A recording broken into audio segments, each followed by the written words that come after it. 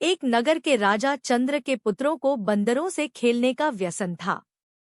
बंदरों का सरदार भी बड़ा चतुर था। वह सब बंदरों को नीतिशास्त्र पढ़ाया करता था। सब बंदर उसकी आज्ञा का पालन करते थे। राजपुत्र भी उन बंदरों के सरदार वानरराज को बहुत मानते थे। उसी नगर के राजगृह में छोटे राजपुत्र के वाहन के लिए कई मेढ़े भी थे। उनमें से एक मेढ़ा बहुत लोभी था। वह जब जी चाहे तब रसोई में घुसकर सब कुछ खा लेता था। रसोइये उसे लकड़ी से मारकर बाहर निकाल देते थे। वानरराज ने जब यह कलह देखा तो वह चिंतित हो गया। उसने सोचा, यह कलह किसी दिन सारे बंदर समाज के नाश का कारण हो जाएगा। कारण यह कि जिस दिन कोई नौकर इस मेढ़े को जलती लकड़ी से मारेगा, उसी दिन यह मेढ़ा घुड़साल में घुसकर आग लगा देगा। इससे कई घोड़े जल जाएंगे। जलन के घावों को भरने के लिए बंदरों की चर्बी की मांग पैदा होगी। तब हम सब मारे जाएंगे। इतनी दूर की बात सोचने के बाद उसने बंदरों को सलाह दी कि वे अभी से राजगृह का त्याग कर दें। किंतु उस समय बंदरों ने उसकी बात को नहीं सुना। राजगृह में उन्हें मीठे मीठे फल मिलते थे। उन्हें छोड़कर वे कैसे जाते? उन्होंने वानरराज से कहा कि बुढ़ापे के कारण तुम्हारी बुद्धि मंद पड़ गई है। हम राजपुत्र के प्रेम व्यवहार और अमृत समान मीठे फलों को छोड़कर जंगल में नहीं जाएंगे। वानरराज ने आंखों में आंसू भरकर कहा, मूर्खो, तुम इस लोभ का परिणाम नहीं जानते। यह सुख तुम्हें बहुत महंगा पड़ेगा। यह कहकर वानरराज स्वयं राजगृह छोड़कर वन में चला गया। उसके जाने के बाद एक दिन वही बात हो गई जिससे वानरराज ने वानरों को सावधान किया था। एक लोभी मेढ़ा जब रसोई में गया तो नौकर ने जलती लकड़ी उस पर फेंकी। मेढ़े के बाल जलने लगे।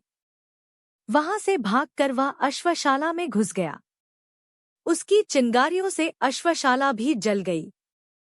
कुछ घोड़े आग से जलकर वहीं मर गए।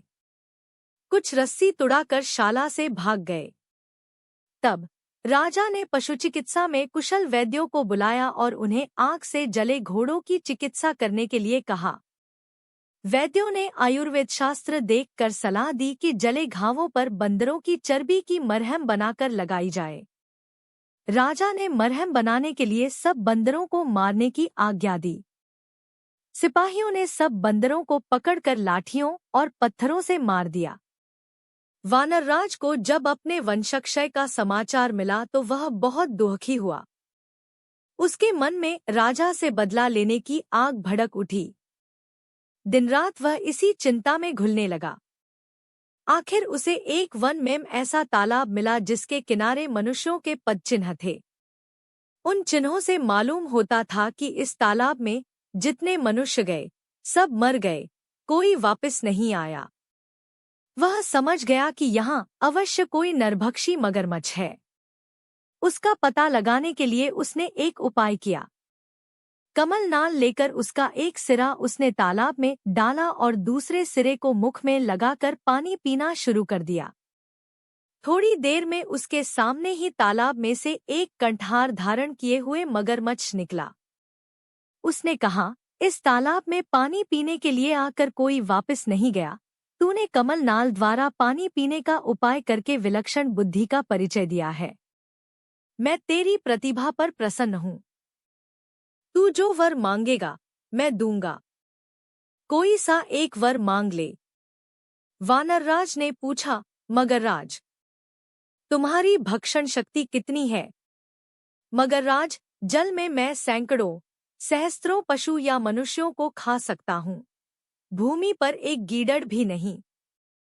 वानरराज, एक राजा से मेरा वैर है। यदि तुम यह कंठार मुझे दे दो तो मैं उसके सारे परिवार को तालाब में लाकर तुम्हारा भोजन बना सकता हूँ। मगरराज ने कंठार दे दिया। वानरराज कंठार पहनकर राजा के महल में चला गया। उस कंठार की चमकदमक से सारा राजमहल जगमगा उठा। राजा ने जब वह कंठार देखा तो पूछा, वानरराज, यह कंठार तुम्हें कहाँ मिला? वानरराज, राजन, यहाँ से दूर वन में एक तालाब है। वहाँ रविवार के दिन सुबह के समय जो गोता लगाएगा उसे वह कंठहार मिल जाएगा। राजा ने इच्छा प्रकट की कि वह भी समस्त परिवार तथा दरबारियों समेत उस तालाब में जाकर स्नान करेगा, जिससे सबको एक एक कंठहार की प्राप्ति हो जाएगी। निश्चित दिन राजा समेत सभी लोग वानरराज के साथ तालाब पर पहुंच गए। किसी को यह न सूझा कि ऐसा कभी संभव नहीं हो सकता। तृष्णा सबको अंधा बना देती है। सैकड़ों वाला हजारों चाहता है, हजारों वाला लाखों की तृष्णा रखता है, लखपति करोड़पति बनने की धुन में लगा रहता है। मनुष्य का शरीर जराजीर्ण हो जाता है, लेकिन तृष्णा सदा जवान रहती है। राजा की तृष्णा भी उसे उसके काल के मुख तक ले आई।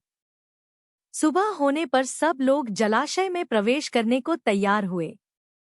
वानरराज ने राजा से कहा, आप थोड़ा ठहर जाएं, पहले और लोगों को कंठहार लेने दीजिए।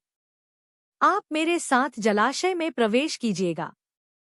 हम ऐसे स्थान पर प्रवेश करेंगे जहां सबसे अधिक कंठहार मिलेंगे। जितने लोग जलाशय में गए, सब डूब गए, कोई ऊपर न आया। उन्हें देरी होती देख राजा ने चिंतित होकर वानरराज की ओर देखा। वानरराज तुरंत वृक्ष की ऊंची शाखा पर चढ़कर बोला, महाराज, तुम्हारे सब बंधु बांधवों को जलाशय में बैठे राक्षस ने खा लिया है। तुमने मेरे कुल का नाश किया था, मैंने तुम्हारा कुल नष्ट कर दिया। मुझे बदला लेना था, ले लिया। जाओ, राजमहल को वापस चले जाओ। राजा क्रोध से पागल हो रहा था, किंतु अब कोई उपाय नहीं था। वानरराज ने सामान्य नीति का पालन किया था।